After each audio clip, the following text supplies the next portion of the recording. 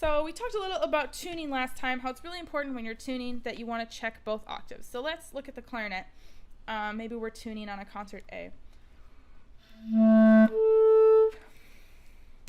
So this is my low, this is my B on the clarinet.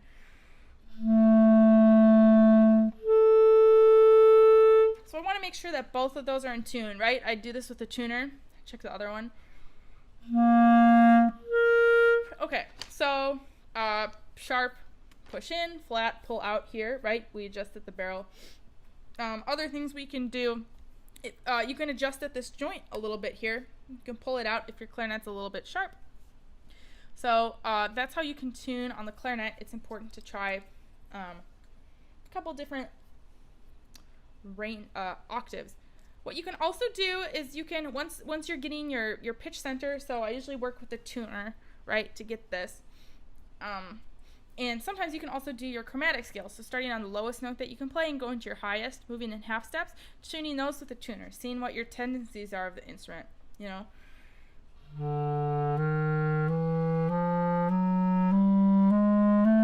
Doing those slow with the tuner. So that's tuning on the clarinet. So I'd start with your basic intonation first, playing either a concert B flat or a concert A, which is R, C, and RB on the clarinet, to get those in tune with the tuner at 440. And Amanda, if anyone has questions about intonation, Amanda can show you more of that with the tuner. So saxophone, similar concept. Let's put on a neck strap.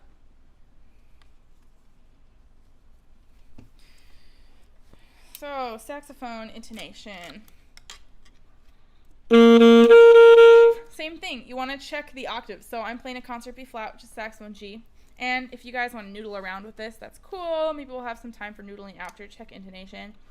You want to find a happy medium. So if this one's perfectly in tune, but the top one's really sharp, maybe you can pull out a little bit to make up the difference.